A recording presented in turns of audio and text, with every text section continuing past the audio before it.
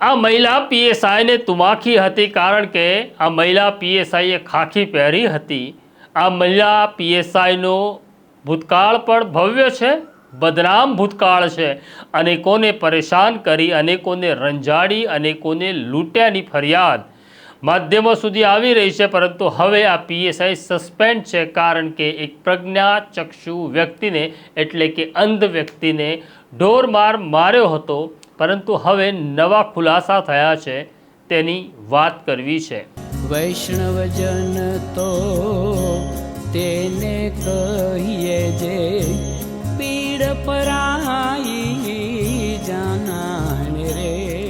નમસ્કાર, નવજીવન ન્યૂઝમાં તમારું સ્વાગત છે અને હું છું તમારો પ્રશાંત દયાળ। વાત કરવી છે અમદાવાદ ગ્રામ્યના ચાંગોદર પોલીસ સ્ટેશનમાં ફરજ બજાવતા મહિલા પોલીસ સબ ઇન્સ્પેક્ટર સોનલ રાઠોડની। અગાઉ તે એએસઆઈ તરીકે નવરંગપુરા પોલીસ સ્ટેશનમાં ફરજ બજાવતા હતા, ત્યારે અનેક નિર્દોષોને રંજાડ્યા, અનેક નિર્દોષોને લૂંટ્યા અને બસ મંત્ર હતો પૈસો મારો પરમેશ્વર।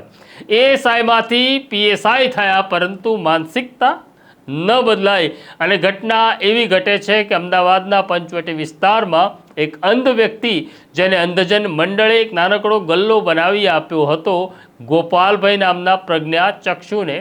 આ પ્રજ્ઞાચક્ષુ ગોપાલભાઈના ગલ્લામાંથી અવારનવાર ચોરી થતી હતી। તે ખાવા પીવાના ખાણીપીણીના પેકેટ વેચતા હતા।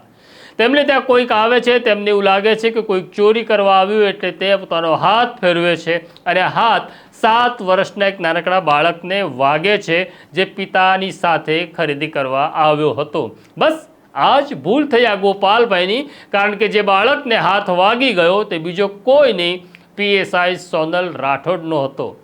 સોનલ રાઠોડના પતિ પહેલા ગોપાલભાઈ નામના અંધ વ્યક્તિ સાથે અમાનવીય વ્યવહાર તો કરે છે, પછી 112 બોલાવે છે અને 112 બોલાવી એને ગુજરાત યુનિવર્સિટી પોલીસ સ્ટેશન લાવવામાં આવે છે। 3 કલાક સુધી આ અંધ વ્યક્તિને ભૂખ્યો તરસ્યો બેસાડવામાં આવે છે।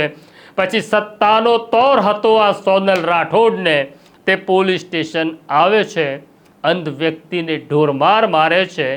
કદાચ શૈતાન અને રાક્ષસ પણ શરમાઈ જાય એવું અમાનવીય કૃત્ય કરે છે। હવે આ મામલો જ્યારે માધ્યમોમાં આવ્યો ત્યારે આખરે કંટાળી સિનિયર પોલીસ અધિકારીઓએ સોનલ રાઠોડ અને પતિ સામે ગુનો તો નોંધ્યો, પરંતુ સવાલ અહીંયા એક એવો ઊભો થઈ રહ્યો હતો કે સોનલ રાઠોડ બીજા પોલીસ સ્ટેશનમાં આવી કોઈ વ્યક્તિને મારે છે, ત્યારે યુનિવર્સિટી પોલીસ શું કરી રહી હતી? આવો એક સવાલ હતો, આવો એક સવાલ અમને પણ થયો। એટલે જ્યારે હવે સિનિયર પોલીસ અધિકારીઓ સાથે વાત કરી અને સત્ય સામે આવ્યું એ જરા જુદું છે। ત્યાં રહેલા સીસીટીવી કેમેરા ચેક કરવામાં આવ્યા તો ખબર પડે છે કે આ અંધ વ્યક્તિને જ્યાં બેસાડવામાં આવ્યો હતો ત્યાં સીસીટીવી કેમેરા હતા। ત્યાં રહેલા 2 પોલીસ કર્મચારીઓ એની બાજુમાં બેઠા હતા। આ દરમિયાન સોનલ રાઠોડ આવે છે અને રાક્ષસની જેમ ગોપાલ ઉપર તૂટી પડે છે। ત્યારે આ 2 પોલીસ કર્મચારીઓ ઊભા થાય છે અને તેમને રોકવાનો પ્રયત્ન કરે છે, પરંતુ સમસ્યા એવી હતી, આ જે પોલીસ કર્મચારીઓ છે એ પુરુષ કર્મચારીઓ હતા અને આ મહિલા પીએસઆઈ હતા, એટલે તેમનો હાથ પકડી તેમને રોકી શકવાની ક્ષમતા તેમનામાં નહોતી। આ સીસીટીવી ફૂટેજ સિનિયર અધિકારીઓએ જોયા છે। હવે તપાસ આગળ ચાલશે, તેમાં 2 જ થિયરી ઉપર કામ થશે। એક તો આ 2 પોલીસ કર્મચારી ત્યાં હાજર હતા, તેમણે આ મહિલા પીએસઆઈને રોકવાનો પ્રયત્ન કર્યો, એટલે આ નજરે જોનાર સાક્ષી છે, જે સોનલ રાઠોડ સામે શાહિદ તરીકે એટલે કે સાક્ષી તરીકે મૂકવા કે પછી આ બંને પોલીસ કર્મચારી આ મહિલા પીએસઆઈને રોકવામાં નિષ્ફળ ગયા, એટલે તેમની સામે ખાતાકીય તપાસ કરવી, આ બંને વિશેનો નિર્ણય અમદાવાદના પોલીસ કમિશનર લેવાના છે। તો આ સ્ટોરી અંગે તમારે શું કહેવું? ચોક્કસ કોમેન્ટ બોક્સમાં લખજો। અને ખાખી પહેરનાર દરેકને કહેવું છે કે આ ઈશ્વરે આપેલું વરદાન છે, કોઈને બચાવવા, કોઈને મદદ કરવા ઈશ્વરે તમને ખાખી પહેરાવી છે। આની તુમાખી, આનું અભિમાન ન રાખતા, નહીં તો ઈશ્વરની લાઠી ચાલશે ત્યારે તમારી ચીસ પણ નહીં નીકળે અને ઉપરવાળો એવી કમાલ કરશે કે 7 પેઢી તમને ઈશ્વર યાદ આવશે।